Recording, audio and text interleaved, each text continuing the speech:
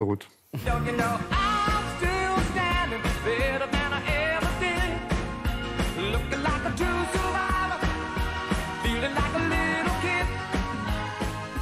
Salon du livre, sauf qu'il y a certainement à manger, sinon je ne sais pas si vous y seriez allé. Eh ben oui, c'est le salon du livre gourmand.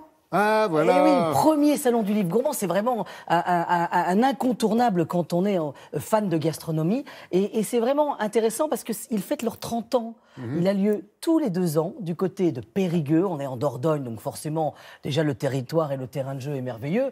Juste après les dédicaces, vous avez quelques petites bonnes choses à goûter. Mais ce qui est intéressant, c'est que vraiment le livre de cuisine, le livre gourmand, est vraiment à la mode depuis 10 ans. On les voit arriver, il y a des rayons entiers dans les librairies. On est loin de celui qu'il y a à l'école des Chartes, qui est les carnets de Françoise Bernard. Maintenant, on est passé à autre chose, avec de très belles photos. Pour préparer le sujet, par exemple, je demandais à un des leaders Marabout, les éditions Marabout, qui sortent beaucoup de livres de cuisine, ils en sortent 140 par an. C'est gigantesque. Donc voilà, tout format. Voilà, tout format. Alors, il y a des recettes, il y a aussi des bios, il y a des choses extrêmement variées. Nous sommes allés là-bas, à Périgueux, et là-bas, on a rencontré qui ?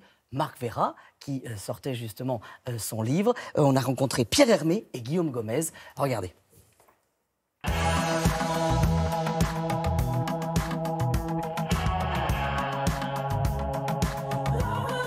Et qui n'a pas acheté une fois dans sa vie un livre de cuisine? Bah oui, vous êtes des milliers, des centaines de milliers, des millions à acheter des livres de cuisine chaque année. Et bien aujourd'hui, nous sommes au Temple, nous sommes au Salon du Livre Gourmand de Périgueux. Et devinez quoi? Il fête ses 30 ans.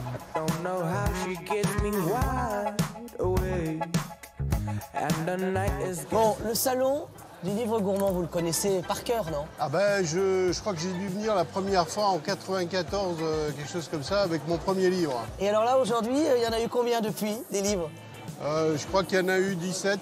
On me racontait qu'il y a 50 ans, les chefs, ils mettaient pas tout dans la recette, dans les livres. Parce moi, qu'ils se disaient qu'on allait leur piquer la recette. Eh ben non, moi j'ai toujours tout mis, tous les ingrédients et tout ça. Et surtout aujourd'hui, au niveau du matériel, au niveau des ingrédients, avec l'Internet, on peut acheter tout, on peut accéder à tous les ingrédients. Le petit dernier, là.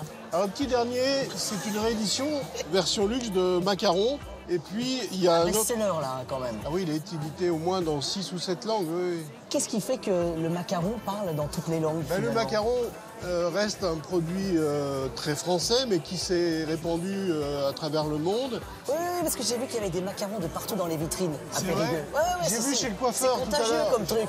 J'ai vu chez le coiffeur en face du salon, il y avait des macarons dans la Voilà. Marc Vera, je me disais, il va pas venir les mains vides. Voilà. Je vous ai amené un peu notre poterie, nos bols. En fait, vous venez avec votre vaisselle chez les copains, c'est ça? Exactement. D'accord. Alors, on va faire un plat tout simple, panettes, topinambour, chourave, etc. D'accord. On est en plein dans la saison. Voilà, on est en plein dans la saison. On va les cuire naturellement avec du bouillon de légumes. Oui. Et puis, on va rajouter l'ambassadrice du pays, la graisse d'oie. Allez, un petit peu de bouillon de légumes. Voilà, Et là, il y en a on met le bouillon de légumes, oui, là oui, oui. Bouillon de légumes, et puis là, on va faire réduire un tout petit peu. Et là, je vais mettre mon espumas.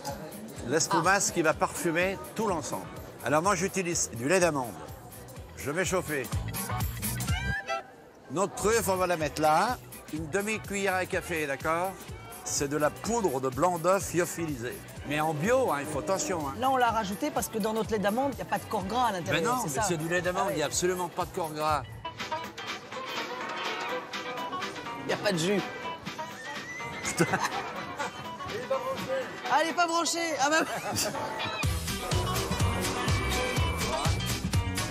Eh, vous vous rendez compte, je suis remercié par le chef de M. Macron, chef de l'Élysée. Comment voulez-vous que je rate mon siphon?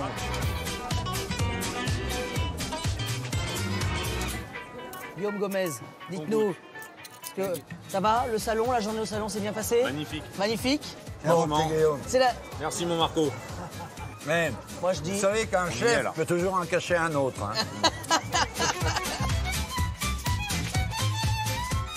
il y a une bonne ambiance. Il y a du monde surtout. Ah bah oui, il y a du monde. C'est des milliers de personnes qui viennent vraiment de toutes les régions alentours. Ça, c'est extrêmement intéressant. Et puis, il y a un vrai marché. C'est-à-dire que tous les éditeurs, qui plus souvent sur Paris, redescendent justement à Périgueux et viennent pour flairer parce qu'il y a aussi des... Chez nous, on monte à Périgueux.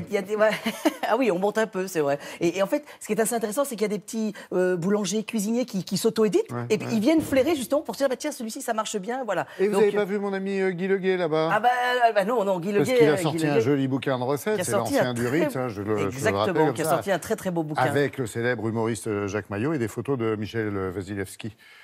Magnifique ouvrage. Très beau livre, c'est vrai, effectivement. Alors juste, vous citez quand même Pierre Hermé, le macaron multi-édité, ça c'est aux éditions La Martinière. Voilà, on a Un chemin de fleurs et d'épines, Michel Lafon. Là, c'est Marc Vera, c'est aux éditions Michel Lafon. Et là, c'est assez incroyable parce que c'est sa vie qu'il raconte. Voilà, et Une cuisine leçon pas à pas pour les enfants aux éditions Le Chêne. Voilà, et c'est Guillaume Gomez qui signe tout ça. Et puis j'avais trouvé un petit magazine, Famosa, qui ne parle que des femmes et qui est un bimestriel et qui parle que des femmes et qui est dans le Périgord, qui est édité dans le Périgord. Et je voulais les saluer parce qu'ils sont fans de Télématin. Donc voilà, je voulais vous le présenter. Raison. Voilà. Merci Loïc, et comme aurait dit Marc Vera, chapeau. Merci.